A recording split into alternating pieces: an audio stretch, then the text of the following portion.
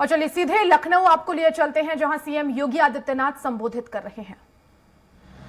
कि देश की संसद में आदरणीय प्रधानमंत्री जी उत्तर प्रदेश का प्रतिनिधित्व करते हैं।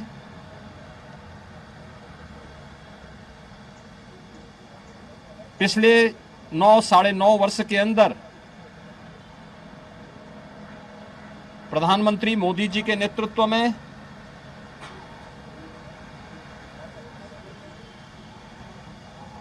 एक 140 करोड़ की भारत की आबादी ने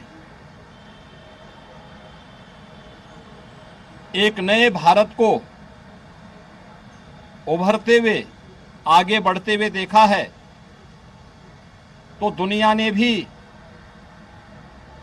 एक नए भारत का दर्शन किया है।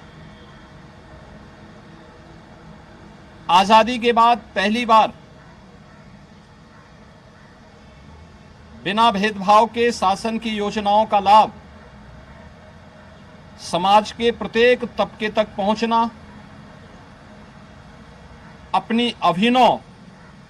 योजनाओं के माध्यम से गांव, गरीब, किसान, नौजवान, महिलाएं और युवाओं के लिए जो अनेक कार्यक्रम पिछले 9-9.5 वर्ष के अंदर प्रारंभ हुए हैं, इन्होंने देश के करोड़ों लोगों के जीवन में व्यापक परिवर्तन करने का कार्य किया है। आज इसी का परिणाम है कि भारत के अंदर 140 करोड़ जनमानस के मन में जहां एक नया आत्मविश्वास भरा है, तो वैश्विक मंच पर भी भारत की प्रतिष्ठा बढ़ने के साथ ही भारत को आज आम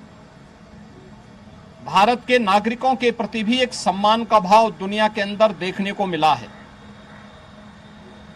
अनेक योजनाएं पहली बार हुआ है कि किसान और कृषि ये किसी शासन के एजेंडे की प्राथमिक सूची में आए हों। ये पहली बार हुआ है जब युवाओं के लिए न केवल रोजगार बल्कि उनके स्वतः रोजगार के साथ साथ अनेक ऐसे कार्यक्रम स्कूली जीवन से ही, नेशनल एजुकेशन पॉलिसी हो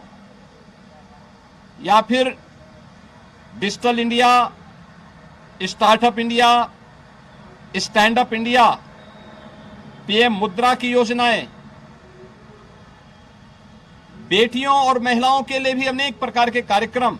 बेटी बचाओ बेटी पढ़ाओ से लेकर के इन कार्यक्रमों ने उनके जीवन में व्यापक परिवर्तन करके एक नया आत्मविश्वास भरा है। पहली बार देश के अंदर अपनी विरासत के प्रति गौरव की अनुभूति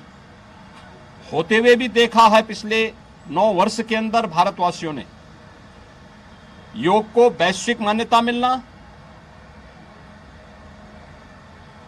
आयुष को इस सदी की सबसे बड़ी महामारी के दौरान दुनिया भर में आयुष पद्धति के प्रति एक नया आकर्षण होना, काशी में काशी विश्वनाथ धाम आज दुनिया को अपनी ओर आकर्षित कर रही है। केदारपुरी का पुनरुद्धार का कार्य आज उत्तराखंड के 4 धाम को एक नई ऊंचाई प्रदान कर रहा है। सोमनाथ का पावन मंदिर हो या महाकाल का महालोक, इन सबको अपने सामने वर्तमान पीढ़ी एक नए रूप में देख रही है। तो अयोध्या में 500 वर्षों के बाद श्री राम जन्मभूमि पर प्रभु श्री राम के भव्य मंदिर का निर्माण का कार्य भी ये विरासत के प्रति सम्मान और अटूट आस्था का भाव प्रदर्शित करते हुए दिखाई दे रहा है। डिजिटल इंडिया के माध्यम से आज जो परिवर्तन देश के अंदर देखने को मिला है, भ्रष्टाचार पर जिस प्रकार का प्रहार हुआ है, ये सर्वविदित है।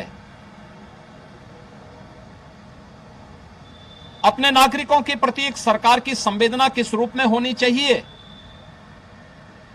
अनेक ईज ऑफ लिविंग के कार्यक्रम, बिना भेदभाव के गरीबों को मकान मिलना,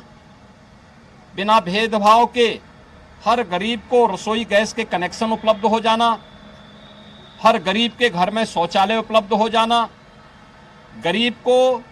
घर में उजाला लाने के लिए सौभाग्य जैसी योजनाओं को आगे बढ़ा देना, ये तमाम कार्यक्रम गरीब कल्याणकारी योजनाओं को आगे बढ़ाने का कार्य करता है। तो एक विकसित भारत के रूप में इंफ्रास्ट्रक्चर के क्षेत्र में जो क्रांतिकारी परिवर्तन देखने को मिला है वह अभूतपूर्व है। आर्थिक महाशक्ति के रूप में बढ़ते हुए नए भारत को सबने देखा है और G20 समिट के माध्यम से न्यू दिल्ली लीडर्स डिक्लेरेशन के माध्यम से दुनिया ने भारत की ताकत का एहसास भी आज किया है। ऐसे यशस्वी नेतृत्व के धनी आदरणीय प्रधानमंत्री जी का आज पावन जन्मदिन है।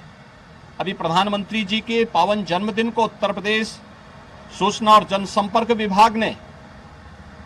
एक प्रदर्शनी के माध्यम से उनके जीवन के विभिन्न पहलुओं को प्रदर्शनी के माध्यम से, जिससे समाज में वर्तमान पीढ़ी को